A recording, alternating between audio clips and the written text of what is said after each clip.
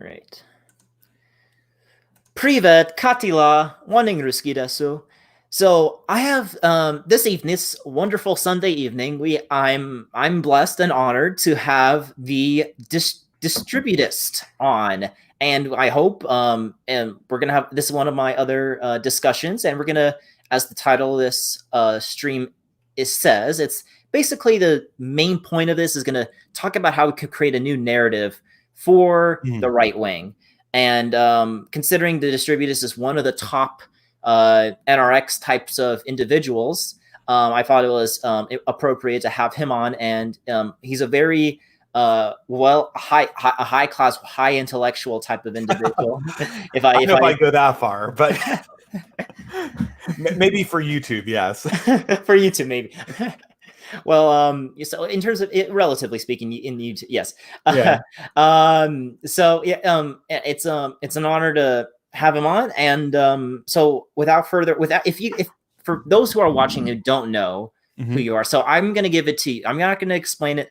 I'm gonna let him, the Distributist himself, describe who he is.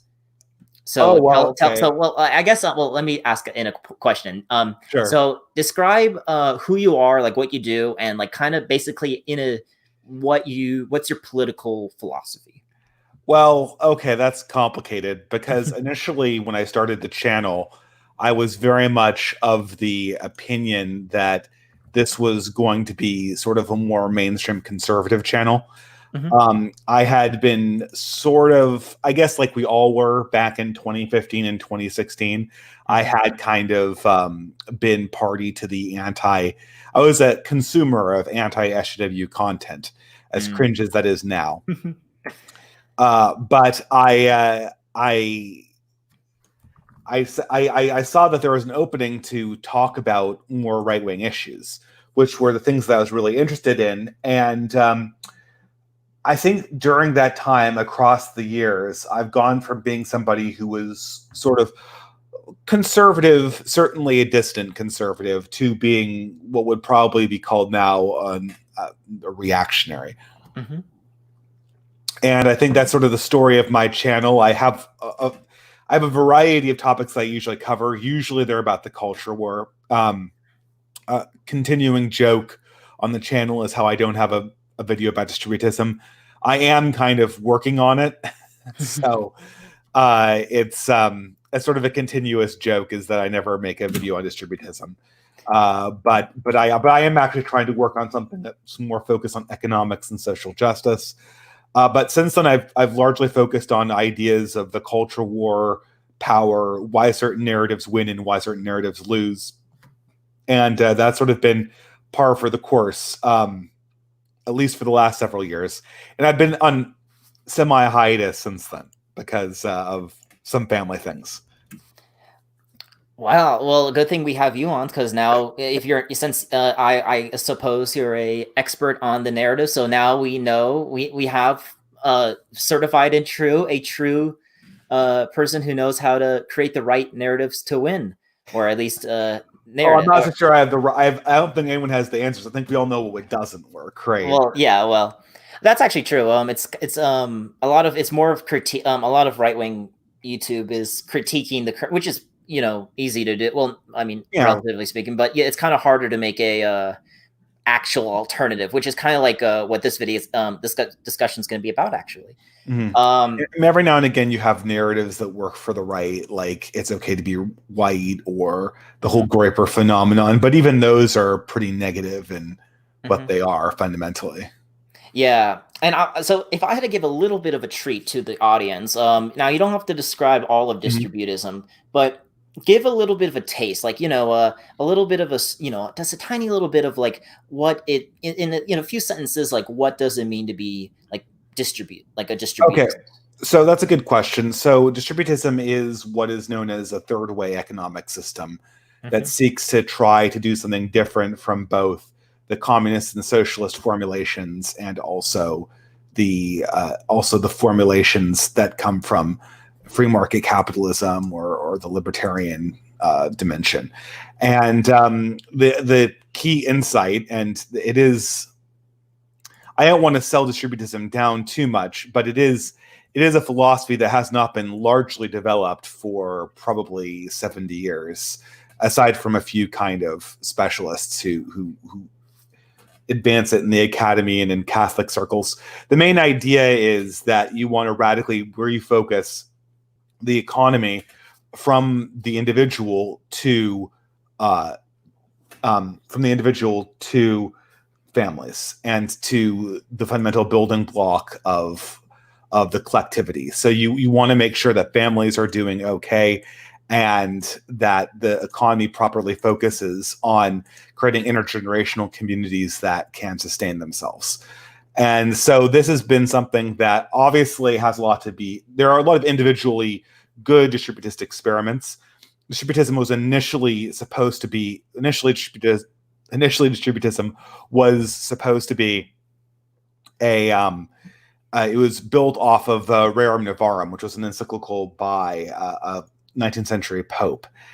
And there have been a lot of good experiments, including land banks and land redistribution schemes that have been not very disruptive to the general social order. And there have also been there's also been some experiments. I would say that Mondragon is an example of a successful experiment, even though I don't think that they called themselves explicitly distributist at the time. That was something that I think that it was based on the same sort of economic principles that you saw in Rerum Novarum. And because of that, some people call Mondragon, the co-op in Spain, to be a successful distributist experiment. So, yeah, I guess between that's sort of where it lands. I know I could probably say a lot about it, but I'm not so sure how pertinent it would be to the audience. And it's also kind of, you have to leave it to, if you guys want to know more, and if you guys are watching this channel later, check out his channel, because he might actually have a full-on video on the whole concept of distributism. So if you want to hear more about that, check out the channel. Yeah, any day now. Any day now. It's kind of like I'm not going to make a Reddit moment. I was going to make a Reddit moment. I stopped myself there. I don't want to say it. Okay. So actually, speaking of, that's actually kind of odd, because a lot of your channels focused on the culture war, the cultural aspects of, fighting the left wing. But it seems like the distributism is a very economic focused concept. Now, obviously, there's a cultural undertone of it. The idea of us having an economic system that supports, families and communities and such like that. So there's obviously like a culture, but it's mostly like an economic system bait. So it's kind of, so how, the next question I was going to ask is, how did you get to this point? So you kind of alerted to it when you were describing yourself, that you kind of started off as a kind of mainstream conservative. But what brought you to becoming a distributist or an NRX reactionary? Was there what events, what people? Or initially, distributism was a little bit of a joke, because I just named my blog that because I kind of wanted to have I was kind of a pun on my name, and I wanted to base it around what I had learned from G.K. Chesterton. And G.K. Chesterton is a brilliant writer. I don't know people. Obviously, most people in my circles know who he is, but for your audience, in case they don't, G.K. Chesterton was a truly brilliant writer from the early 20th century. He's one of the founders of distributism. He's a little bit overused by people in the Catholic sphere of things, to the point where it's almost at this stage, it's almost kind of a groan-worthy offense to make a reference to G.K. Chesterton, because it's so overused. But at the time, I was very much fascinated by his thinking, and I wanted to make a blog that tried to apply some of his wisdom to the modern day. And so his economic policy of distributism seemed like as good an idea as any. Now, in that time, I think I had a lot of red pill moments. And it's kind of funny. It's when you're conservative, you don't usually think that you can be red pilled so easily. But I think a lot of the events of 2016 made me, I had read people like Mencius Mollbug and Nick Land, and I was a Catholic at the time, and I was of the opinion that they were just kooks, and to a certain extent they are. But I didn't think that I needed to really pay attention to them. And so I'd read their stuff. I thought it was cute. I thought it was clever. but I dismissed them. And then after 2016 and 2017 in particular, I began revisiting those authors and really saying, okay, this is sort of a big missing piece of the pie when it comes to understanding the world we live in. And that's kind of where I am right now. And I guess I'm not so sure anyone is really like, I'm not so sure anyone is really a neo-reactionary first and foremost. Usually you're a neo-reactionary because you've seen something or experienced something that makes more mainstream philosophies look less good. That is true. For me, I was in a discussion with actually a center left, Joe Biden support of all people, and I was having a yeah, and we were having a discussion about identitarianism, which it's actually went pretty well, surprisingly. But he kind of asked yeah. And he kind of asked, what people influenced you. And now it was actually not really people. It was actually just the world around, like the events of the world that kind of changed my opinion. Mm-hmm. I actually remember this vividly when I remember when I actually used to be a Bernie Sanders social democrat back in no way. Yeah. Back in an internationalist type of, just Bernie social. I never went full on socialist, but it was always the fundamental underpinnings workers and all that, which I'm still, and I still have that. If you guys know about my channel, I have a lot of my economic philosophy. This is why I'm actually really glad. One thing a lot of people on the right come from a libertarian background. When they come to, or at least from the reactionary sense, they come from a libertarian background. I kind of come from a social democratic background. Well, I used to be a libertarian. I'd say that's rare. Yeah, it is very rare. And it's but you can still see it in my when I talk about economics. I always talk about how the economics have to work for the people, have to work for the nation, has to work, which is as you said, this is what the point of distributism is to make sure that the economy works for the nation and the families and everything. You see, I used to be a libertarian, but that was much earlier than where I was when I kind of rediscovered neo-reaction. You see, because I discovered that libertarianism in isolation was kind of hollow, right? And which I guess is something that most people in their lives come to after they, get past their late teens and early 20s. And I had converted to Catholicism, or reconverted, or whatever you want to say.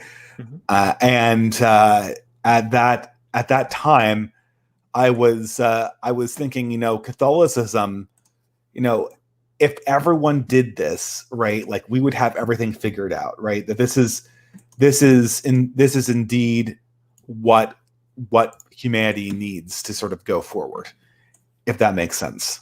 Mm-hmm. And because of that, I was it wasn't really that it was I saw through this. I think Catholicism still is in some ways deeper than neo-reaction. Not in some ways, in almost all ways. It's just a deeper and richer tradition. And most great a lot of the great neo-reactionaries have been Catholic. But it's the thing is it can't, how should I put this? What I think Catholicism is missing is any realistic theory of power, which is something that most other modern philosophies have, and certainly modern iterations of progressivism have. And I think because of that, a lot of good-willed Catholics have been taken advantage of by, I probably don't need to tell the story of Pope Francis and all of these. Yeah, I don't know. It's almost a cliche at this point, isn't it? Yeah. Right. I don't know. It's this thing where the Catholicism is sort of in the spiritual sense what is ultimately needed, but it does feel that the worldly philosophies that bring Catholicism forward, they need to be fortified against the world they actually live in, and not the world that they want to live in. For me, so is your is your distributist kind of rooted in like kind of like Catholic foundations, or is that kind of the main kind of foundations of distributism based on Catholic doctrine? Oh, distributism. My channel is not particularly Catholic. I do talk about it on occasion, but I definitely do not want to present my channel as being Catholic in the sense that most people probably would think of a Catholic channel. Mm-hmm. But distributism, the philosophy, is certainly a Catholic philosophy. That is mostly what it is. Yeah, so that's actually interesting. I actually we could probably go a little bit into it, but I actually a few months ago, around November of last year, I reconverted back to Christianity. Oh wow! Congratulations. Yeah, I it's a whole other story, a big story. I'm Usually not. is. Yeah. And it's everyone has their own personal experiences. Now, me personally, I don't. I hate to sound like one of those liberal Christians who, like, oh, I'm, they kind of. It's just for me is I don't really have a denomination. I mean, I think I would consider myself Protestant. That's just kind of what I grew up in, and then I became an atheist for a few years, and then I reconverted. But yeah. So it's so for my, I don't really have a lot of, at least my religious views don't really influence my political views. It's just kind of more of a personal faith matter in terms of, for me at least. But in terms of so you said you reconverted back to, so I'll go there just a little bit if you don't mind. All I mean by that was I was technically a baptized Catholic. That makes sense. I don't mean that like I had that's it means less than you might think it means, right? Yeah, all I mean is that I was baptized Catholic, and then I kind of rediscovered faith later in my life, probably along very similar lines as most millennial converts like yourself rediscover Christianity. Mm-hmm. You start asking hard questions. I don't want to say Jordan Peterson type questions, but in a sense, yeah, Jordan Peterson type questions. And then you kind of you come up with this sort of necessary reality of having to answer existential questions, not with sort of vague allusions to a common good, but with actual answers. Mm-hmm. I think that a lot of the new atheist movement functioned on this idea that all hard questions about metaphysics, epistemology, and meaning could be waved away by vague allusions to things that sounded like John Lennon's Imagine. Oh my God. And this is ultimately not true. Did you see that cringe like video that's been going of all these like celebrities who are like singing Imagine? Yeah, like, yeah. It's like, you can tell that like something's going wrong in their brains because we're all under quarantine, and because they can't, they're grasping for the only religion they know, which is this completely hollow. It's just you have to be a certain mind of it's typically the upper middle class white liberal type of people that they've been so, I mean, I don't want to say the word privilege, but like like they're so coddled by the world. It's kind of like how Sweden decided to take in all the refugees because they never had to live around all these types of the people they're taking in, and so they just kind of it's kind of like my dad said this. It's like the reason why I mean I don't know how much I could say on YouTube without getting kicked, but the reason why the people in the South were more racist than the people in the North is because they had to live around people who they were racist against. So it's kind of like having lived experience. It's kind of like when I talk with Europeans, they always like, oh my God, you Americans, you're so backwards, so all these types of things. They're so racist. We're so enlightened here in Europe. And then like, so and then so enlightened. Yeah. But it's because you don't have to live with them. But it's also, but it's not only that, it's also, but that when you mention like gypsies, oh my God, they're like, oh, you don't understand. Cause I had never met one before. I didn't even know what a gypsy was until like a year or two ago. And then they're like, oh, you don't understand. That's, that's different. So it's like, so it's kind of just experiences, and in the West we've had so much like good, like we have so much like, not, I wouldn't say development, but like economically we have so much more stuff, so much more from all the interconnectedness of the world that we've kind of lost touch with, like how the world can still be savage and and all that.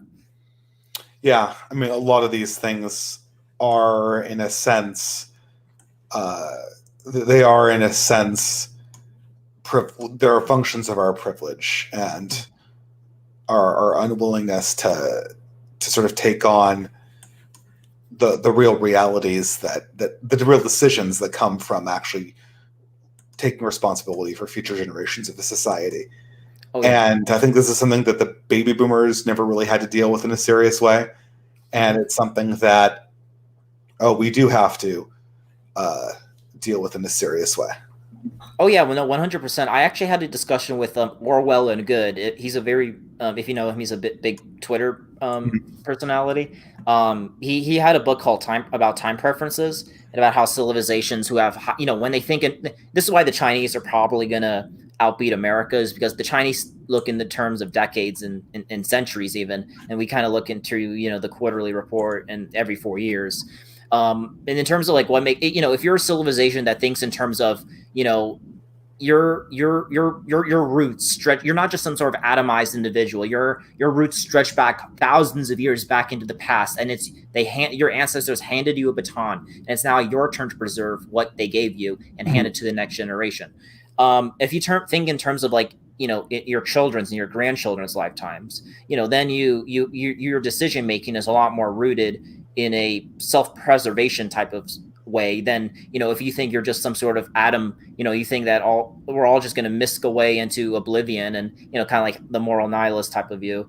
Yeah. And I mean, nobody who thinks that they have a responsibility to the past talks about white privilege. Oh yeah, definitely not. Or for the future, right? Because, well, I'm not so sure about this. This is something that I've struggled with a lot. But the immediate thing about all of this, I know I'm a person on the NRX. This has almost become something that has been a catchphrase with me. I say I don't care about race, but race cares about me.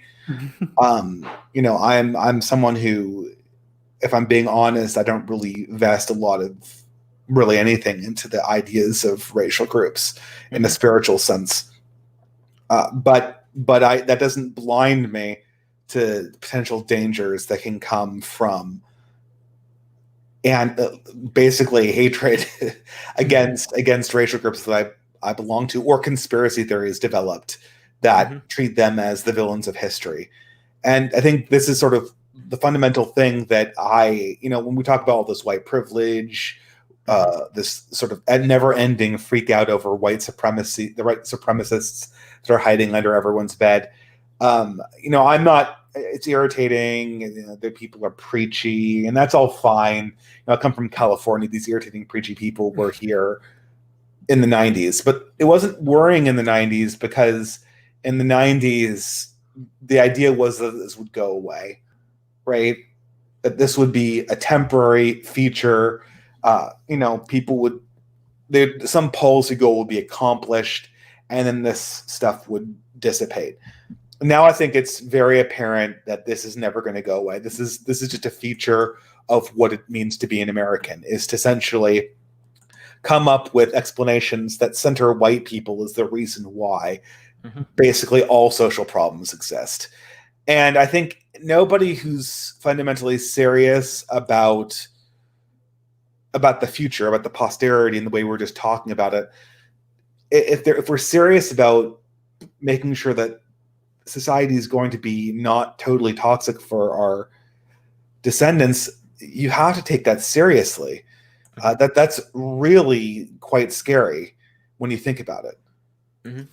I I 100% agree, because one thing I always mention is a lot of people say that, so in terms of what you're saying about race, so you might think that because I label myself an identitarian, right? That I might obsess over race. I honestly, I don't. Race isn't that the only thing that in terms of like let's say I'm a Danishman, right? It's not like being Danish is like the main thing. It's just an understanding that you are a unique individual within a unique group among humanity, and you have certain traits and certain ways of doing. Your life has cultural and political context to it. You're Yes, not some exactly. disembodied head that entered into reality. I mean, do you ever watch Family Guy or anything by Seth MacFarlane? I used to, but Yeah, but this is just to make a point. Like Seth MacFarlane is totally invested in this idea that like people are just like these disembodied heads. Like they don't have cultural context whatsoever. They just sort of appear on the stage of history at some point in time. And then your life is just reacting to the idiots that actually take their place in history seriously. And this is totally incorrect. This is a way. This is sort of implicitly the understanding that was promoted by the Daily Show mm-hmm. and half a dozen other sort of progressive type entertainment from the late 90s and early 2000s, although its roots go way further back than this. I mean, they go further back even than we might understand by reading most internet reactionaries. Mm-hmm. So the thing is that it's just inaccurate, right? Mm-hmm. It's inaccurate. You're not some kind of disembodied head that entered history, from a ladder in space and or fell to earth like David Bowie and are just reacting to those people who take their time and place seriously. You exist in a certain time and place as a context, and that is what you are. Second of all, the more pathetic thing about it is even if you insist on living this sort of infantile perspective, other people aren't going to let you do that, right? And sort of in some sense, this whole white privilege conversation is kind of refreshing in a sense, to the extent that it's brought against sort of the Jon Stewart white progressives of an earlier era, because it's so obvious that you can't escape your past, right? You can't be like, oh, I'm colorblind, therefore you can't judge me. But no, we will, right? Because you live in the society, right? We live in, I mean, not to quote another meme, right? We live in a society, right? Yeah. We do. Oh yeah, no, 100. I actually had this discussion with with the Joe Biden guy. He's like, I like the idea of like ethnic groups having their own, like having self-determination. That seems all fine and dandy, but like, in a multiracial society like America, you can't talk about race because that's just, that's going to cause racial conflict. And Joe Biden does though, right? But Joe Biden had this whole spiel about how white people can be replaced, right? Oh yeah, no, but not only that, actually, Joe Biden was actually kind of based back in the day. He actually said diversity was a bunch of poppycock, and he said like, it's people when you say that, having different types. I forgot what exactly, but I remember he actually was kind of based before. But the thing with what I think the Joe Biden supporter I was talking to, I didn't get to it because we were kind of like short on time, but like I was gonna try to tell him that, if you look at all multi-ethnic empires throughout history, it doesn't matter how much you want to get, as he said, you might not have an interest in race, but race, or you might not have an interest in race, but race has an interest, or I don't know, but like, you might not have an interest in racial politics, but racial politics has an interest in you. And, for example, if I lived in like in Poland, right, where everyone was Polish and everyone was white and all that, people wouldn't think about, people don't think about whiteness in like 100% white society. People don't think about blackness in a 100% black society. At least I don't think so. But, people in like homogeneous societies don't think about race. So if you actually truly want to have a, sort of a society not based on thinking about race all the time, because when you do live in a multiracial, it's always about competition. It's always about which ethnic groups are trying to get which resources.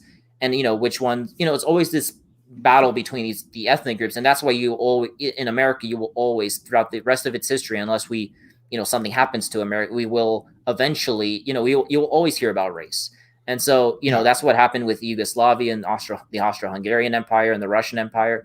Ethnic groups just naturally, it's just a human thing. People will break apart, based on, because they want to, unless there's like a strong dictator to hold all the people together, or like it's extremely good times. So once that good time goes away, there's people just break apart. So people always talk. Christopher Caldwell in his latest book, he did a book called Age of Entitlement, I think it was called, about the civil rights movement. And he said the civil rights movement created all sorts of questions, and we never had to answer them because we said, okay, we'll just grow our way out of it, right? We'll never have to answer these hard questions because we'll just grow our way out of it. We'll have such a robust economy that they'll never come up. But 5% growth is not something that is sustainable for modern economies in any way, shape, or form.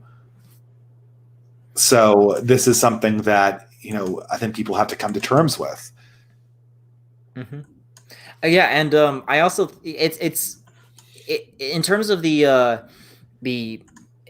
and for the sometimes I think that so obviously as we said about racial politics, it's a lot of people, as we said, if we did have our own nations, we wouldn't have to talk about these types of things. We could actually focus on things that because obviously maybe it's just this is just a typical, maybe we are naturally maybe European people are more individualistic minded, I don't know, but maybe I think actually there might be evidence for the opposite. Oh really?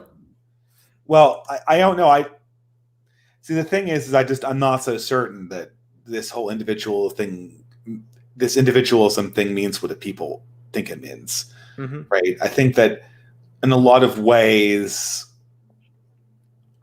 when it comes to operating cohesively and making high trust societies, which is what I usually associate with collectivism, it seems like European peoples are pretty average. Again, I'm not an expert at this, so I don't want to. I mean, I'm not an expert either, so yeah. We're just we're spitballing, of course. Yeah, just spitballing. Yeah. Yeah, but I mean, I don't know. It's a complicated question, but I think one thing for me is really apparent is I just don't want to have to. I think I guess the whole collectivism thing. I mean, collectivism is. I've become convinced that collectivism is needed. Oh yeah, no, I 100% agree.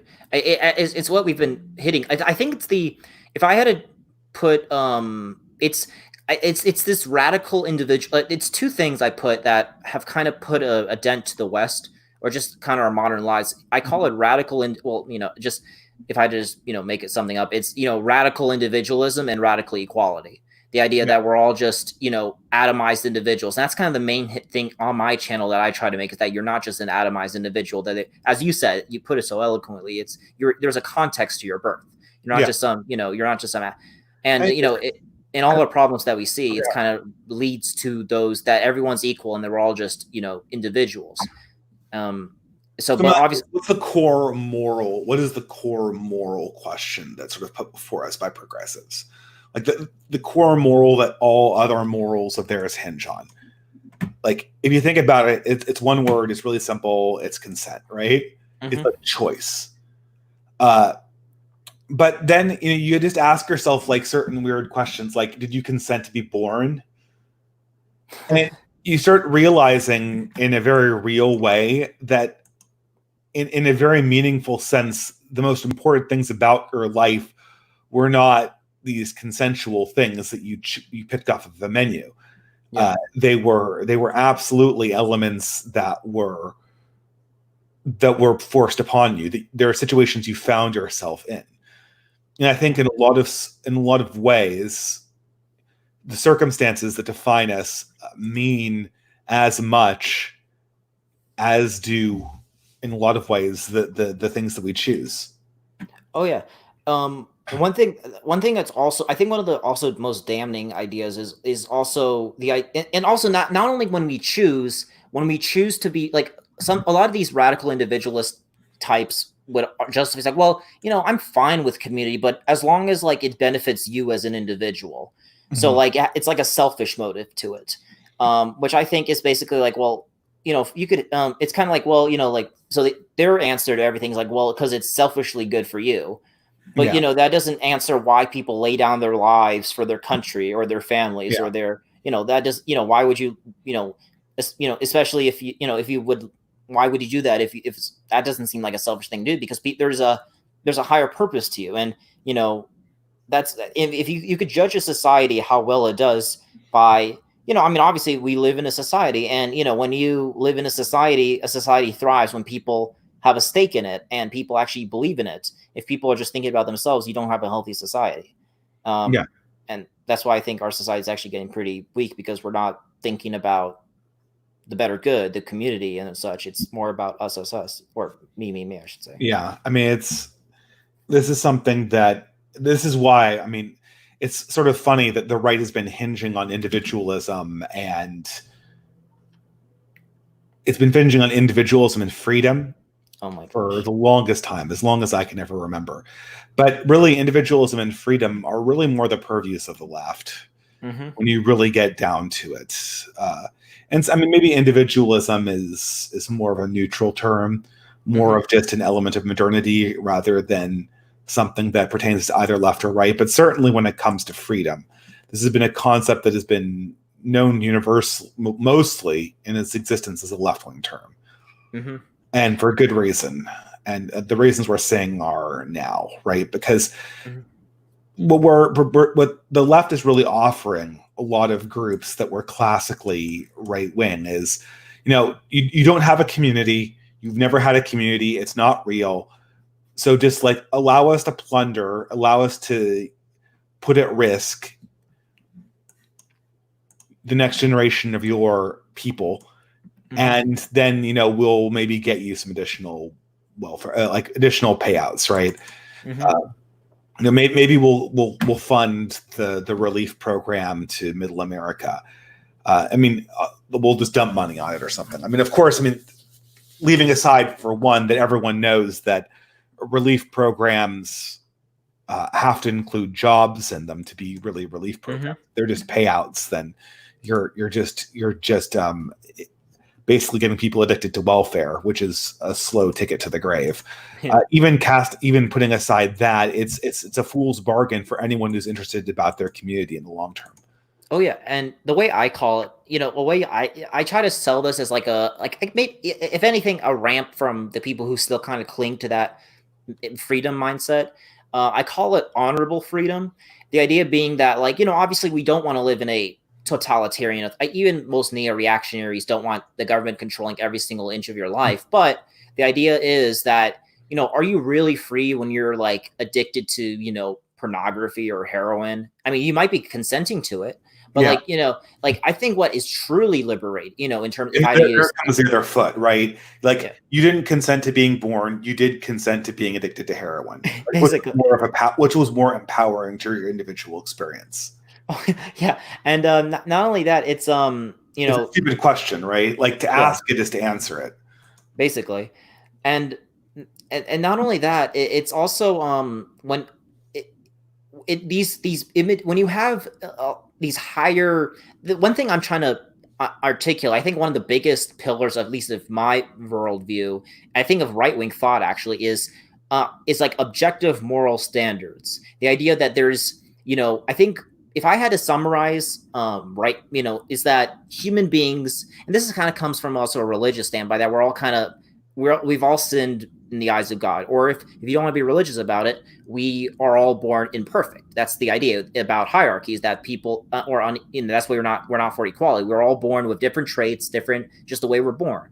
But naturally, most human beings aren't gonna, they're born, we're all, we have an animalistic side to us.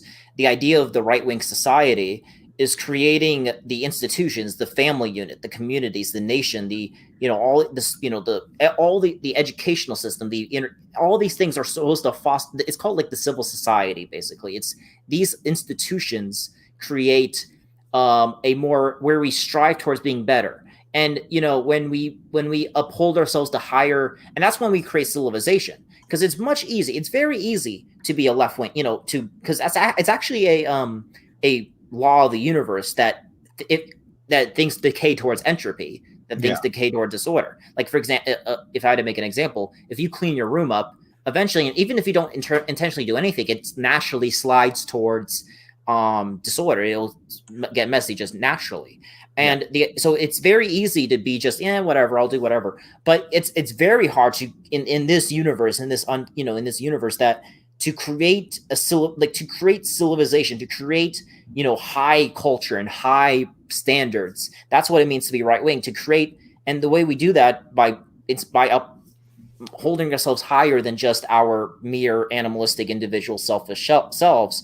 We understand that if we bond together and we, as a community, we could do so much, and that's what fulfill. And honestly, I mean, I would rather have a family, a community, that I could take pride in, and that even if I have obligations and duties, that gives more fulfillment to to an individual, than just them being some self-isolated hermit, doing what they think is consensually, but at the end of the day, they're going to whisk away into nothing.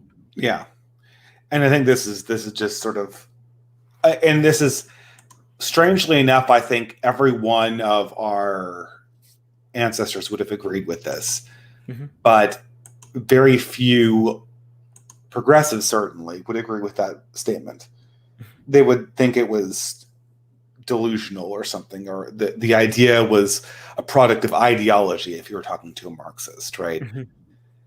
And I mean, I don't know. I think that this is, insofar as we're looking for anything in this world that corresponds to the idea of meaning, this is as close as any human can get to it, as far as I'm concerned. Oh yeah, 100%. It's honestly, a lot of the times it's the immaterial type of stuff that kind of, I made a recent video about that responds to like kind of the left wing idea of like, well, why should it be proud about your country? It's just it's just dirt. Like, you were just born on this patch of dirt. And the way I compared it is about a home. Now, we all kind of live in a home. We have a home that's different from all the other houses. Now, they're all made of wood. They're all made of brick. They're all made of the same. There's electric currents flowing through it. What makes one different? Well, it's not in a material thing that kind of makes it different. It's the memories that you have in that home that make it a home and not a house. The same way that the collective memories of, we're saying something even more radical than that, right? We're saying that it's not just the memories that you have, it's the intrinsic quality of previous generations that are no longer alive to remember it. Oh yeah, no, 100%. It's the collective. Like, let's say I'm going to take Denmark for example. Again, I like using Denmark, but it's the collective aspirations and dreams of the whole Danish race of Denmark that kind of represents, which is why Denmark is Danish in its fundamental characteristics. Then so even if, let's say, even like all the Denmark people were wiped out and was replaced with, say, Turkish people, they might occupy the same house or the same place, but it would have a different, it would be radically different, because it would be a whole new different type of people, and who have that would have their own history and their own way of, they would build their own stuff that isn't connected to the Danes. So it's kind of going towards there's a more collective mindset, you're to it all. And I think so that's kind of what we're aiming for. And I would certainly agree with that. And I think more and more that this is demarcating a fundamental difference in worldview between the left and the right. I think that most progressives would just not understand they would understand what we're saying, but they wouldn't recognize this type of aspiration in themselves. Or at least this is what I've understood talking to progressives recently. The way also, speaking of like our kind of the title of this video or this live stream about taking the narrative back, I think one of the biggest narratives of the left is the idea of progress, the idea that we're all marching towards a betterment, that if we're all getting liberated from all the shackles of duty and of nation and gender roles and all these, we're all breaking all these chains to become this, we're marching towards perfect. And basically, when you have that, and I think we would agree that that's like sort of the main kind of the idea that, like, oh well, we're all just marching towards progress. Like, the people who are against gay rights today are the people who are against civil rights back then, and so on. And that's certainly part of it. But you'll notice that progress is not randomly determined. It's always in a left-wing direction, right? Mm-hmm. And so the fundamental question is, what is left-wing? And it always is more liberation from constraints of any variety you might imagine. Mm-hmm. And I think our radical proposal to that is that actually having constraints, having, obligations and duties is actually, and having those sort of, being part of a greater collective is actually much greater than breaking your chains out of all, breaking your roots, so to speak, and, becoming your own self. Because I think what they, at least from our point of view, is that, what they don't understand is that you can't break your roots, because if you break your roots, you're going to die as a brittle tree. You're not going to, you can't separate yourself from, your ancestors. You can't separate yourself, and if you do, we see the horrible consequences of trying to do that today in our society. We just feel like we're just a bunch of atomized, rolling around on a blue ball that's going to disappear in a burning sun in a few million years. So it's like nothing of all this matters. And if you act like, if that's your mindset, because that's everything, it's the mindset. If your mindset is that none of this matters, then you're going to not care about anything. And, that's what we see in our societies right now. Yeah, absolutely. And I think, and this has been a perspective that it's been propped up by decades upon decades of progressive art and intellectualism. And fighting it's not an easy thing. It's also something that's very, very easy to believe living in a very materially rich society. People say, well, maybe this coronavirus thing is going to, should I not say that on this podcast? Just don't put it in the title. People say that maybe this new crisis we're going through, this could be a turning point where we start thinking more in the collective sense. But it's not something that, this whole atomized John Lennon, or this consumeristic version of John Lennon, is something that's very easy to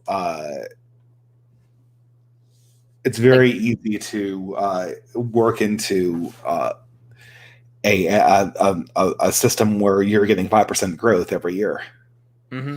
It's also, I think you were trying to also say that it's, or if correct me if I'm wrong, but it's also like, it's kind of hard to be collectively minded about such a consumeristic, because materialistic society, right? Like, I think it's also true. There's this whole coronavirus thing. I still think that, eventually, obviously this, it kind of went bigger than I actually thought it was going to end up being, but, it's not going to like fundamentally break down nations into it's going to, we're going to emerge from it. This isn't Stephen King's The Stand. Yeah. Like we're going to. Was that a boomer reference? I apologize. a book about a super virus called The Stand. Back when Stephen King could write readable fiction. But yeah, this is just a bump in the road, right? But it could be the first of many, right? And a lot of people are feeling that it might be. The idea is that, I don't want to be blackpilling here, but if I had to drop a white pill, it's kind of like, I don't think most, as the saying is like, empires rise and fall, and, that's just kind of the nature of history. And, especially one that isn't built on firm roots is destined to, break apart. And, it's obviously there has to be some event that kind of, if anything from this, actually, I don't think it's going to be, it's going to be more like the libertarian economics that kind of takes a hit to this more than the cultural stuff. Now, obviously, that's good too. I despise libertarian economics, but it's more, from what we're talking, it's more of a cultural mindset that we're trying to change. I must be the only person that could really go either way on economics. I'm writing a thing on economics as we speak. It's taking me a long time, but the one thing that comes out is I'm just a total pragmatist. If God were to open the clouds and say that the true way of economics is objectivism, I wouldn't be particularly surprised, nor would I be particularly surprised if he had nominated John Maynard Keynes as being the new King David to rule over all money supply issues until the end of time, right? I guess for me, economics is completely pragmatic, and I actually don't care. I profess zero principles when it comes to it. The way in my economic terms, basically, I'm in economics. It has to serve the. Someone put it really well on Twitter. It's one of my a national conservative friend of mine. He said that. Oh well, he doesn't have it pinned anymore. But he basically said that, if I remember correctly, that economics is basically supposed to enforce the I'm in favor of whatever economic system that helps bring together a sort of like our social conservative principles. Yeah. For example, one thing I've been advocating for, and I think, is the idea of like, we need to have like an alternative where mothers could, stay at home and be, homemakers if they want. If you think about maximum economic efficiency, well, maybe we should have everyone be in the, workforce, and now obviously that, and then and all that, but obviously that isn't ideal. You would want a society where mothers take care of children, and and all that, and so all these, like, it's fundamentally, what do we value? We value our posterity, we value our communities, our families. And if we have a society that an economic system that doesn't help formate family, like that actually crushes families, that crushes communities, then that isn't an economic system that I support. Obviously, and the economy exists to serve the nation. Exactly. Or as a distributist would say, the economy exists to serve the families in the nation. And 100%. That's how we should view it. And I understand that distributism is not a purely pragmatic economic form, but I think it is a much more pragmatic economic form than the sort of neoliberal politics that we have right now. Mm-hmm. Oh yeah, and Charlie Kirk, so he's trying to say like he's trying to say like, oh, Capitalism still around. Yeah, he's sadly still around, but his big thing is there was a good quote from, so his big thing is free market capitalism, and he's like, this is what actually brings about being moral to people. That's being in a free market society is what brings about the morality in us. And someone made a good point. How do we function before markets? Like, oh yeah, before we had are a newer thing. I mean, was it just a den of? I mean, I assume Steven Pinker would arrive on the scene to declare that all human existence before 1700 was just a giant den of iniquity. But I seem to remember some supremely moral individuals existing before any of this during the Greek and Roman empires. So. Yeah, and in fact, I'll take that a step further. How many people, like, in the modern world, with all the advancements socially that we've made, would like lay down their lives for? If you actually have you seen that poll where they asked like people in Europe about if Russia invaded their country, not just any country, like Russia invaded their country, and they like barely, like in Germany, it was like only 20% said they would lay down their lives for if Russia literally invaded Germany. And then it starts to get into the question about like, and this, you see, reactionaries and conservatives see this, and they see a decline in moral standards, right? Mm-hmm. This would be unheard of at any other time in human history, and yet, I think it does seem that modern man is moral because modern man is rich.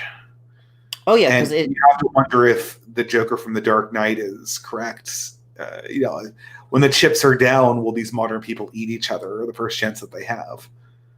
Well, I mean, it also reminds, we were talking about the whole families and the economy serving families. A lot of times, I think back to Hillary Clinton's whole thing about the left has this whole communitarian spiel too that seems like it would interface well with ours. The problem is it's all lies. Hillary Clinton says like it takes a village to raise a family, which I think if you interpreted that in the most generous way, a reactionary might find something to agree with. And it takes a village to raise a child. That's the. And of course, the free market was like, no, it takes an individual, it takes a family. This is government. I think the more pertinent thing is in Hillary Clinton's imagination, it takes a village does not mean that more people in the village raise children. It actually means that fewer people in the village raise children. It means that everyone in the village works like 12 hours a day for a corporation, and then we completely farm out our childcare to like a professional class of nannies. Oh yeah, That is, that's what she that is meant. the village raising the children. The village raising the children are an incredibly small slice of professional childcare people are going to take care of the children. Basically. Yeah. It's I mean, I mean, as he said, that's a, that statement is, I mean, if you look at it just at face value without any context to it, it's actually I mean, and interpret it a little bit, it's actually a very true statement. I mean, you can't think of If you all were to the, interpret it in the traditionalist sense, yeah, the way that because Hillary Clinton means it, I mean, conservatives were right to react poorly to that, right? They were yeah. right to react poorly to that because Hillary Clinton meant it in a very cynical way. Yeah, it's to the, I think to the, I think the reason why we've seen a research, at least in the western of not just kind of the more alternative, like the neo-reactionary right, but also kind of more of a socialistic left, is because the people on the socialist left kind of want to have that identity back. They don't want to live in a rootless, dystopia. They're like, we want more than just stuff. We know we're all rich, but we want to be part of a revolution that eventually, puts us, Yeah, there's but big, this is like the cynical Marxist shit, right? Like where they promise you an identity after the revolution. yeah, This is one thing like any sane person should do. Never accept something after the revolution that could easily be given to you now. yeah. But not only, I feel like a lot of these, I mean, a lot of these, LARPer revolution types, they're not going to, be in their in the collective minds, like, okay, workers, we're gonna like sweat and tears, and we're gonna distribute the profits among us. Like, no, they see themselves as card carrying party members who are gonna like enforce, as like a political commissioner or something. That's how they Yeah. see themselves. They don't see themselves as toiling with the workers, because again, it's mostly upper middle class white college grad liberals who are thinking about Well, this. maybe they imagine themselves dying as a hero of the revolution or something like that, but they certainly aren't the hoi polloi. And I don't know. I don't want to get all boomer on this, but I mean, I do want to find the genuine people who want to have identity and meaning on the left, because that is where we start beginning a new artistic movement that can really take back the narrative, which is ostensibly the thing we're talking about here. Yeah. But I don't think that exists with Marxists. I say I'm a complete pragmatist when it comes to economics. I think I draw the line on Marxism. Yeah. And it's mostly because Marxism isn't actually about economics. It's about, Like deconstruction. yeah, it's about a lot of things. It's about essentially trying to shoehorn a materialist conception of the universe into what should be an idealist German Hegelian dialectic. But that gobbledygook aside, you know, uh, the problems with Marxism have to do with its reaction to the human person. Its command economy doesn't work, and labor theory of value, as far as I can figure it, is total bunk. Oh yeah. But that's not the main thing wrong with communism, not by a long shot.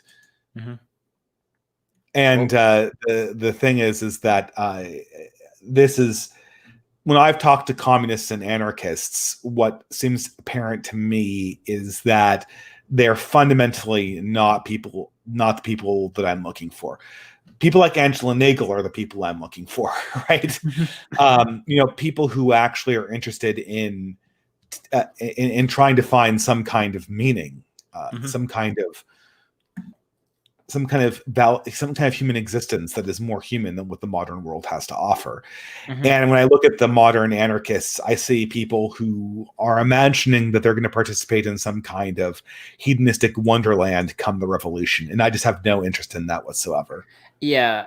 No, I think it's the fundamental underpinnings of trying to find that sort of purpose. Like, at least as someone who was more socialistic minded, more social democratic, it was more like, this is gonna, we're all gonna, we're gonna destroy the bonds of, of the oppression of like all these injustices. And once we break them apart, we're all going to be free, and we're all going to be able to do whatever we want. And that's kind of the ideal, being able to do whatever you want. And that somehow is going to bring about happiness to our lives. Because, right now we're unhappy because we are bound, kind of struck down by all these sort of injustices, and if we really Yeah. break through them, we'll find some sort of paradise. um and it's so but I think the fundamental the thing with Marxism too, as you referred to it earlier, the reason why it's gonna be wrong also is because it puts a huge, because their whole thing is called what is it called, like dialectic materialism or something.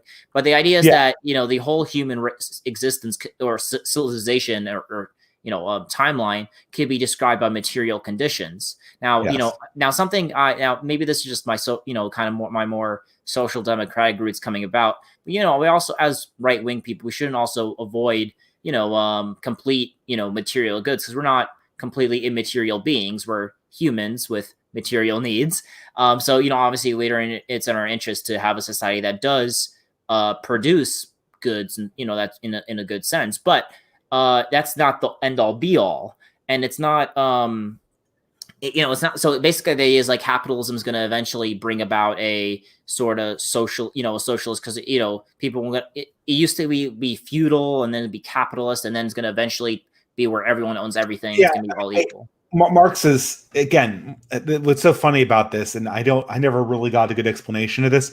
Marx is taking in a system from the German idealist Hegel, and he's trying to shoehorn it into a materialist conception of the world. And to me, this seems nuts. Yeah. But this is what appears to be going on, and I don't know. I mean, I think from my point of view, the problem, I mean, I guess there are so many problems with Marx as it exists. Mainly, it's just antiquated. It's sort of hard to know where to start with all that. But in a sense, I guess, my problem with Marxism as it exists currently is that it's basically hiding the ball. It's hiding the ball behind the revolution. What do you think, in your opinion, is like, at least in turn maybe like, where do you see, like, at least if you look, I mean, maybe I should ask like an actual Marxist in this, but like, I wonder like what their sort of once they overthrow all these systems of oppression and everything, they overthrow capitalism, they overthrow all sorts of bounds and everything and rules. What's their ideal society? And this could kind of go towards our what, in terms of the distant right, what's our narrative to, like, okay, so how are we going to construct a narrative? Because to construct a narrative, you're like, construct a narrative for what? And that's basically what's our sort of, what are we fighting for? What's our ideal society? What are we exactly, because that's kind of the fundamental purpose of all political thought, and political thought's fundamentally about, the fundamental underpinnings of that is philosophy. And so it's philosophically, I think this is what gets, not everyone's going to agree on that, because it's the fundamental underpinnings of their ideology that make them different. If you believe that, for example, my entire philosophy of identitarianism is basically the philosophy that groups of people are different and have the right to self-determination. If you don't believe that, you just don't accept that, then I can't really discuss things with you, because that would we don't have the same sort of moral viewpoint, and so maybe they have a different moral viewpoint than we do, so it's kind of hard to imagine what they're sort of, because they're not aiming for the same things we're aiming for. Yeah, and well, I mean, and this is something that I think is, I mean, it's tough, right? Because we're kind of, this is sort of what has frustrated me a lot with conversations about the left. There is a moral disagreement that separates us. That is what actually separates us. But we have to do this little dance, right? Where they accuse us of believing different things or believing lies, right? And I don't think any of these things, because if I'm just listening to your statement, like human groups are different, they would contest that, right? Oh yeah. They would contest that they're different in any meaningful way. Mm-hmm. And and I'm not making a statement about race or anything here. I'm just they would contest that no matter what the formulation was. Yeah, and that's the thing, is if you can't even agree, and sometimes even the facts that they disagree with. So, for example, So, when a but certain the facts are actually, they're the stated disagreement, but they're not the actual disagreement. Because yeah, if the difference between you and a progressive was you thought, groups were different and they didn't, that still would be something that we could talk about. If mhm. they think that, like, oh, we should just all be individualist hedonists and we don't need to worry about any of this stuff that has to pertain to um, talking about posterity or anything that comes after this world. That's a much bigger disagreement, and that's something that means that, in some sense, political conversation can't even really go on, right? Oh yeah, 100%. Uh, these platitudes, like all human groups are the same, even along cultural grounds. When you get progressives down to brass tacks, they agree that these things are bullshit. They know that this isn't true. They hold it up as a platitude of why you're unacceptable, but they don't actually believe them themselves. So it's a fertile area for a conversation if that ever is explicitly the disagreement between you and a Mhm. progressive. It's and so the way I kind of what it you actually said it beautifully. It's basically a moral difference, and it's not like, if we explain how maybe, in our how actually having, about if we talk about hierarchy versus equality, or individualism versus collectivism, we can't, if you talk about the facts of what this brings about, that's not a matter of like what it brings about, like it's not like a mathematical material thing. It's a more of a moral basis. That's what they're talking. It's not coming from like, I deducted, and from based on this personal idea from this obscure philosopher, I believe this. Mhm. It's a moral statement, as you said, and that's what separates us, or the right versus the left. I And see someone. Oh, sorry. Go ahead. oh no, go ahead. I see someone in the chat asking about Marxism, saying, "How can there be a spirit? How can Marxists believe that there is a spiritual element in their ideology?" I would say that most Marxists would deny that. The reason why I bring up idealism and the spiritualism with Marx, is because I want two things. The first thing is that Marx is based heavily on Hegel, and Hegel was a German idealist, and he talked about things like the zeitgeist, a sort of non-material. I don't know exactly how you characterize it in terms of metaphysics, but it's sort of a non-material understanding that ages have certain spirits to them, and this is what the kind of thing that Hegel talked about. Now, Marx tried to cast this into a materialist mindset, which I think is fundamentally, I don't know, I'll say problematic, because it's no longer a buzzword for the left. I think it's fundamentally something that just has tons of problems with it, and that the problems never seem to be fully addressed. Hmm. And but more than that, what I was saying with spiritual Marxism was that Marxism served a spiritual need for the person who follows it, whether they acknowledge it as a spiritual need or not. I The mean, sociological phenomenon is the same. So, sorry, I didn't mean to interrupt you. oh it's no, no, just you're late. fine. I actually have nothing else to add for that. You actually said everything I was gonna say. I think it's that people, at least they are trying to achieve a spiritual thing, even if they don't think they are. Mm. It's because fundamentally, as we said, where there's an immaterial stuff that's more that is both a good thing. It's just a matter of fact, and it's also actually a good thing to the human spirit and the human, the way we live our lives, than just pure materialistic. I think one thing the left wing could learn is, like a question is like, why is it that a lot of people are voting for right wing populists in Europe? Because even though the left wing provide, oh, we'll give you more unemployment, or we'll give you more of this or that, right? It's because there's much more to life than just material stuff. And what the left could learn is that there is a spiritual, a sense to the world than pure just what. And even if there is a, like a collect something that's beyond just what's better for you, like families and communities and such. Well, when they say, if they acknowledge that, it's like, well, it's only good for you, which is where the libertarianism comes in. So the way you kind of discuss with people like that, one of my most actually famous videos is called um, is called a left wing case for nationalism, and I try to bring out like a left wing kind of like points of view that they profess, and kind of talk about nationalism, the idea of self-determination, and explain it in a sense that makes sense to a leftist, in terms Yeah. of their moral. And it's actually one of my most it's actually one of my most best, because it's kind of like you too could believe what I believe. You can't explain in terms of like it just purely on our frame. It has to, like, you have to have different glasses on. Well, I think there is a case for nationalism to people like to leftists like Angela Nagel, and to leftists of the old-fashioned variety.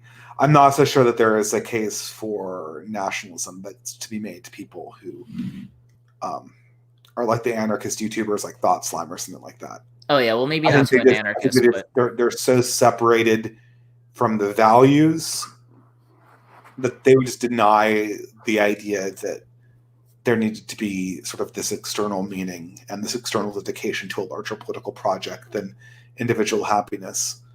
I think that would be something that they would deny, and they certainly would factually contest the idea that you couldn't just implement a perfect system that would work for everyone perfectly worldwide. Yeah, no, 100%. I think for them, they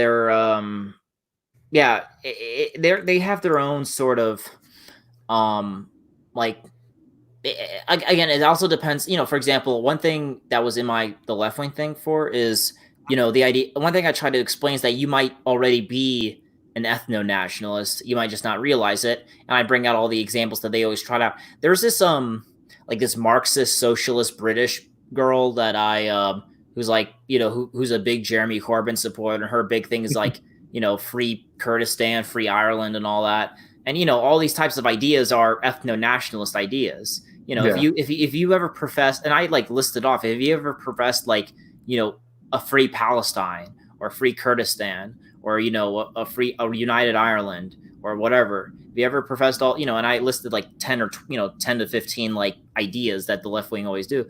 And it's like, if you this is the same thing as saying the Danish have a right to their own homeland, as you said the Palestinians do. So it's kind of pointing out that you kind of already believe that, and they might just not realize it. And even so-called like anarchist types of people, like they might they still kind of profess these ideas, because I think fundamentally they understand that people aren't just there's a bigger, people are more than just their kind of cogs in the machine. There's more to them than just themselves as individuals. There's like they're part of nations and communities and such.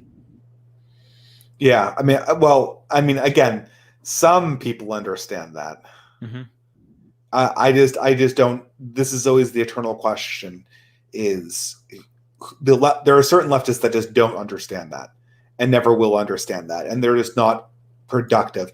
And to them, these causes like Free Kurdistan, they're more or less just placeholders for interchangeable do-gooding, right?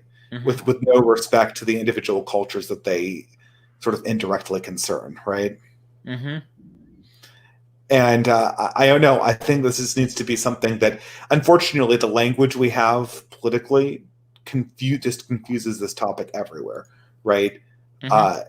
That this is something that we're designed to have a conversation about race that is very, very simple, where you figure out whether someone's a racist, and then you sort of categorize them from that point forward.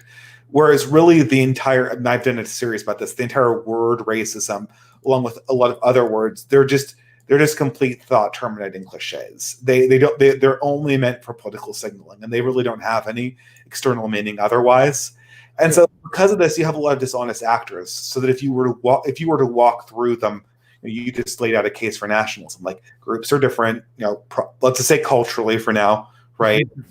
And they need to have different systems that respect their own individual quest for meaning and purpose and all that stuff, right? Which, while equal in dignity for whatever historical reasons that are totally relevant, needs to be pursued separately and with separate political constraints. Fairly simple, right?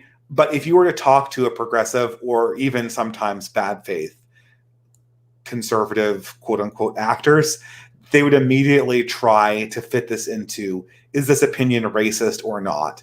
And really operating in that framework is sort of fundamentally, it fundamentally destroys any kind of nuanced insight you could get from the conversation period.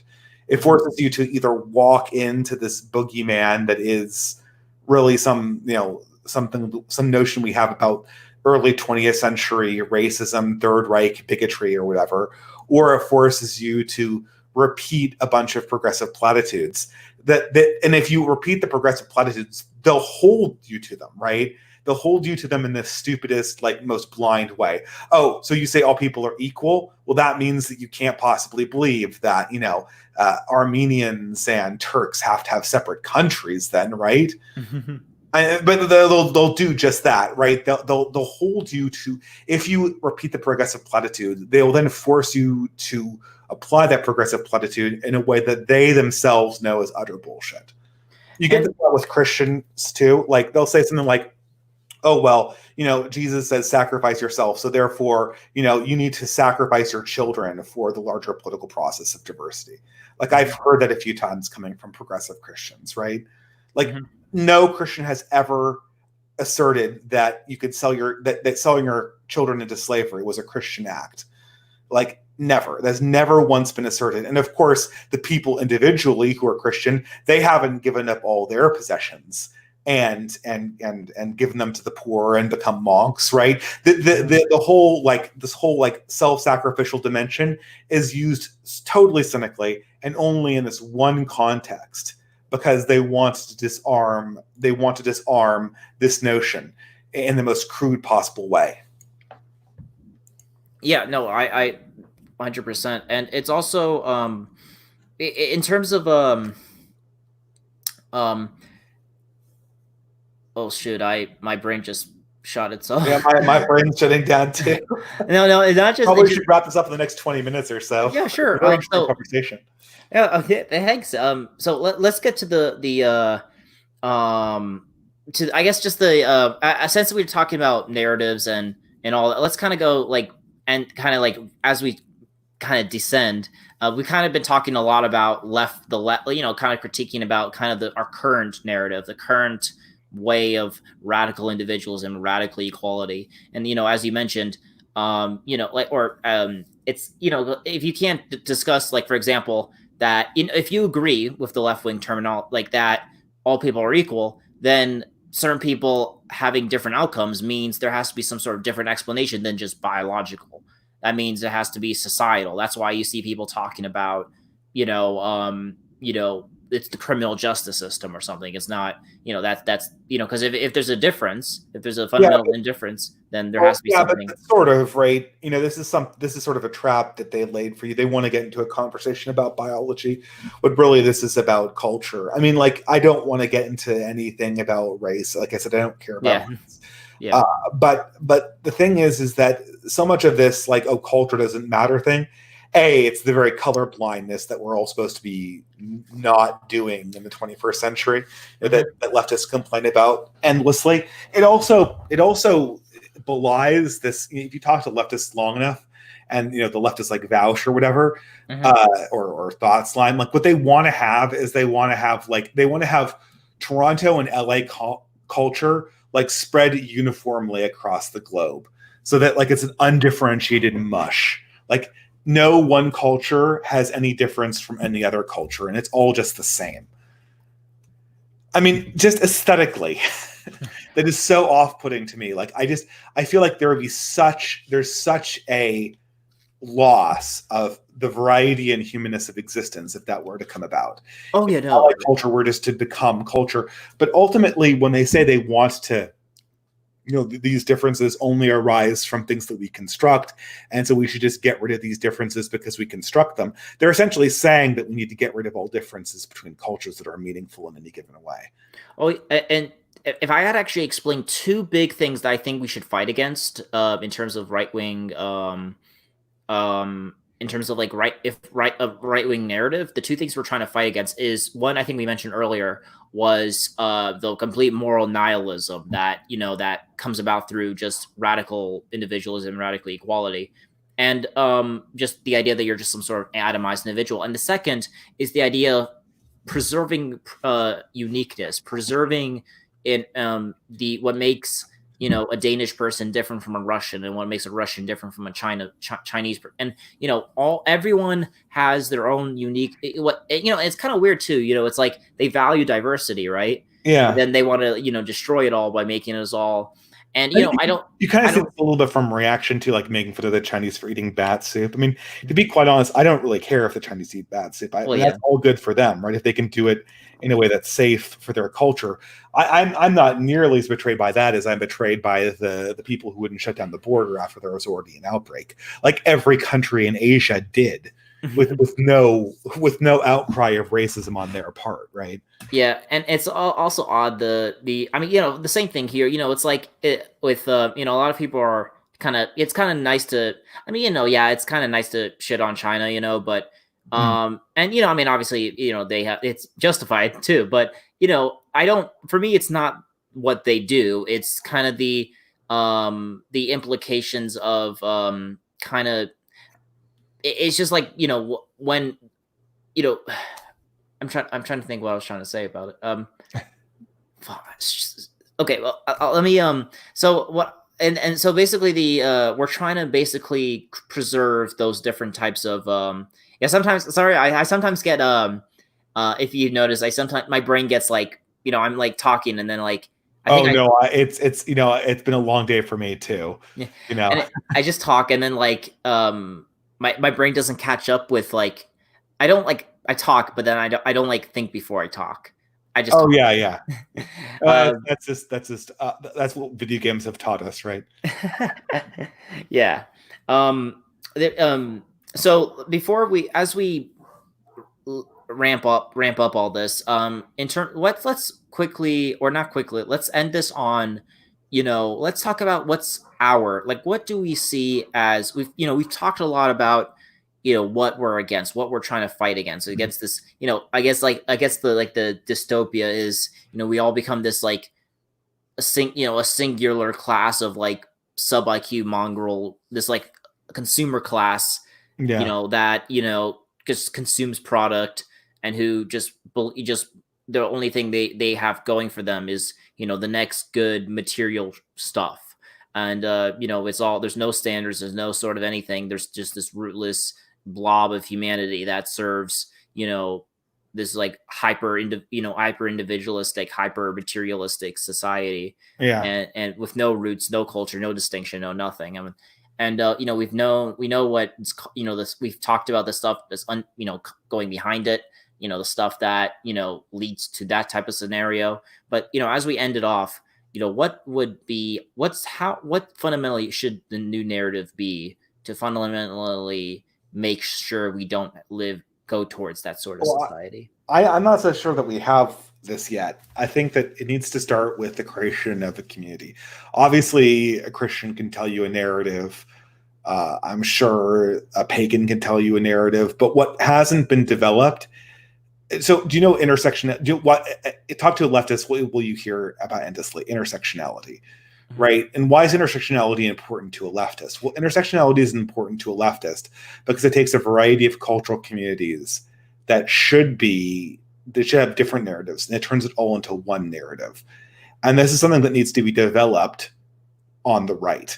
And the only way to develop that is to create a community of art and of intellect that's separate from the modern day academy. This is what most reactionaries like Mencius Mollberg talk about.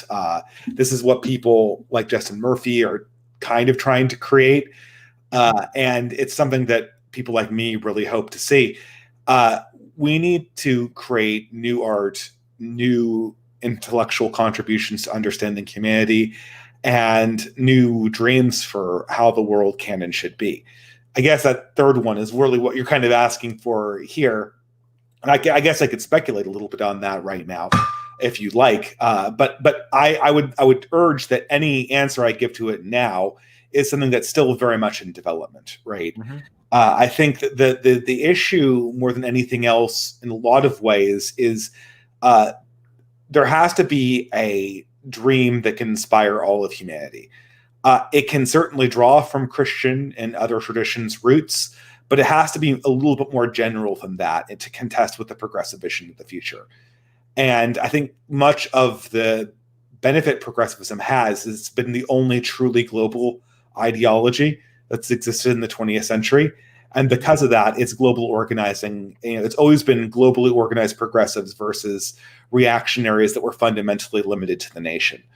Coming up with an international reactionary community of art and intellect is a good start to that. And unfortunately, the problem we have right now is it's just, the right just does not have a lot of the infrastructure built to do art in a good way. I'm a little bit artistic, but not very. I consider myself more of an analyst, and probably my fans do too. And I look at some of these YouTubers. There's one YouTuber, people know that I oftentimes can't stop watching progressive YouTube. There's one YouTuber in particular that I can't watch, kind of because he's bad, kind of because he's good. But it's this YouTuber called Let's Talk About Stuff, which is this mindless progressive YouTube channel. Like their analysis is just horrible.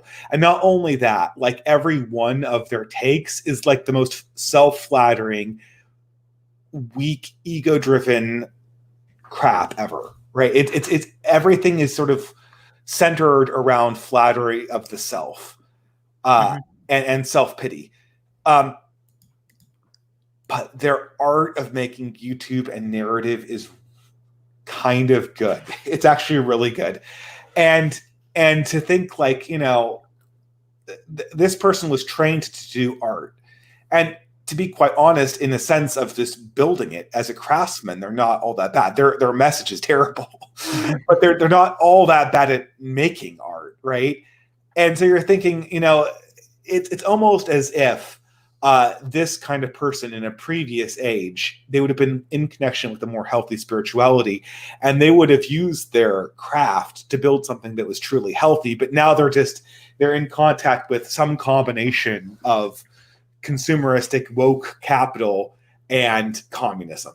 And as such, the stuff they make is terrible. But the problem is that a lot of times there's a lot of infrastructure needs to be built on the right. And that's where I'm getting. It just hasn't been built yet.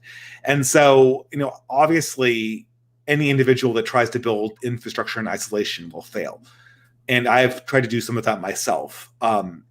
It's something that's going to have to just take time, and we're going to have to take a lot of shots and miss a lot of shots. And that's just going to have to be what the game is.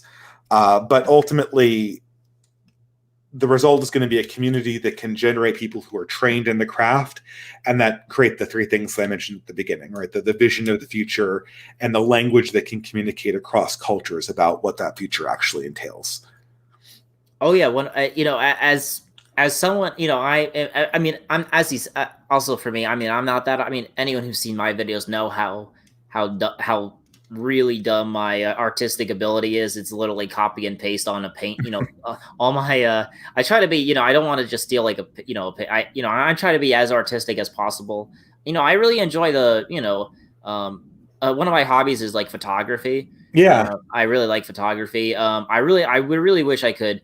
I think writing. I mean, I tend to see. I like writing. I like photography. I'm actually wanting to write like some sort of like kind of like a national conservative like manifesto, like and it's just it's the contributions of all the people who we have to communicate, like, because I think we all understand that people in this modern world have a sort of yearning towards community and order, and they want to find order and fulfillment in their souls, and we're trying to and they're like, okay, there's something, everyone understands that, and our job is to offer them an alternative where they could grasp onto and actually understand their world, because that's fundamentally what political philosophy is, or and even just philosophy is to understand the world that people find themselves in. And it all stems from people's what they're feeling about the world. And we know that a lot of people are feeling hopeless or nihilistic, and if they want to get out of that, we have to offer them. And this is actually how I got into dissident right type of stuff, is actually through music. There's a guy named Walt Bismarck. If he used to be part of, like, you know, in that big alt right, you know, how that it was like a big alt right culture that was in the 2015 2016. You know, there was a lot of he did like Disney parodies, but like parodies with like right wing themes to them. And that's just kind of, and I was like a left wing social democratic Bernie supporter, so you know, I Well, that's how. So yeah, that's there were a how. lot of people in 2016 that were making art. Like they would do is they take some kind of talk given by a reactionary, and then they would combine it with music and pictures. And some of them were really good, Oh but yeah. a lot of those guys got scared away after 2017, and they all headed for the hills basically. And Mm-hmm. I think there's sort of a resurgence of that coming on the right now. I think Mm-hmm. after 2020 there will be another resurgence, Mm-hmm. obviously depending on who wins.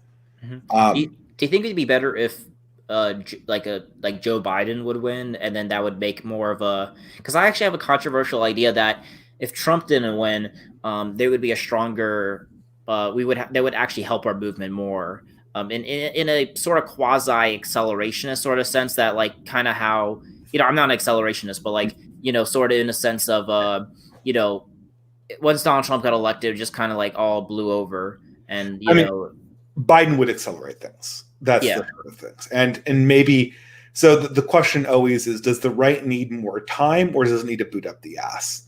Right. And I go back and forth on this all the time. Donald Trump gives you one thing, he gives you time. You vote for 4 more years of Donald Trump, you got 4 more years of time before the real censorship gets rolled out. Joe Biden becomes president, the real censorship gets rolled out. But at the same time, Joe Biden will accelerate things, and they'll probably accelerate the decline of what reactionaries call the cathedral. Mm-hmm. And so it's just a trade-off. I mean, you buy one or the other, right? And like I said, I'm not going to say what is the thing. Everyone thinks that we need to swift kick up the rear end, Mm-hmm. um, but you know, oftentimes that's not true. Oftentimes you need more time. Mm-hmm. I see Starleme in the chat saying we might not get time again, and that's obviously the rational thing, right? That things are sort of playing. You know, the censorship. We don't know how bad the censorship is going to get. We Mm-hmm. don't know how bad the neoliberal crackdown is going to get. We need to start building, and 4 more years probably would give us a lot. But you know, I have emotionally many days I feel that, man, wouldn't Joe Biden just be the swiftest kick up the distant right's rear end ever? And wouldn't that end a lot of complacency? But Oh probably yeah. not accurate. I Um, think Joe Biden's actually more of a, would be more of, especially if he actually is more moderate and he actually pivots to maybe all this. Sometimes he tries to like be, because you know he's in the Democratic primary and he's trying to be woke. But even if he even just appears to be moderate, it might not even now, especially if it was Hillary Clinton. If Hillary Clinton won 2016, now I think in that would have actually been a huge like sort of people would have been more disillusioned, because once Trump got elected, they were like, oh well, you know, because they are like, okay, I guess we put our guy in now. And ideal time in the chat said it actually pretty well. In terms of that, I think the best besides the Groiper War, the biggest thing that came from the in terms of what you're trying to describe about how the right wing needs to create this an alternative, a community, a sense of art and music and writings and all that create a sort of different a new political movement that is an alternative to the current system. You know, I think that meme, you know, the meme war, it's kind of in 2016. I think we all lived through it. It's probably one of the greatest.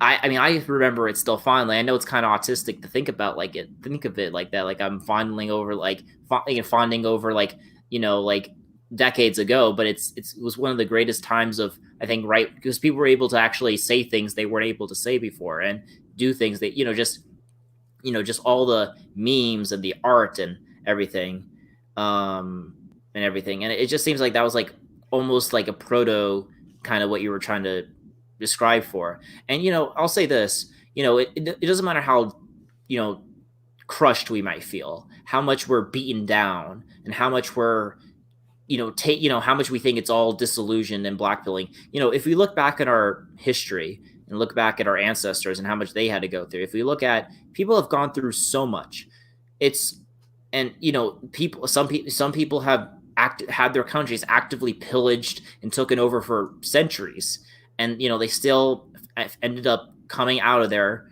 and becoming who they are, and preserving who they are.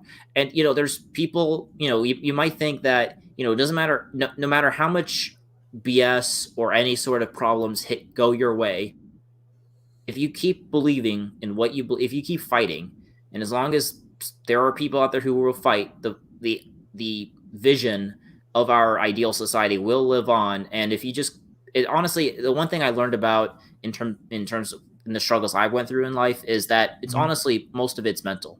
It's 80% mental. I It's agree. all it's everything. I'm sure you're a bit older than me. I assume I'm Mhm. and you've probably been through a lot more stuff than I have even, but I think you would agree that it's all, most of it is just they're having the right mindset and believing in whenever you're marching towards a goal, it's believing in that goal. um and so if we believe in what we believe in and understand that, whatever we go through, we could go through it as long as we keep believing and united with our fellow, dissidents, we will overcome. And I think that's actually a bit of a white pilling thing. And, I think we will eventually, and, overcome. Yeah. I think that's a great place to stop, maybe. Yeah, I guess I was being a bit dramatically ending it there. Waxing poetic, it works for me. All right. Well, hey, it's been a really great pleasure, a really great honor having you. I really enjoyed everyone. Um, everyone in the chat, everyone, and I think we had a really great conversation. Be sure to like, favorite, and subscribe. Check out the Distributist in the link below. And if this gets uploaded on his channel, check me out. So aim high, wander on from America with Russian love. Thanks.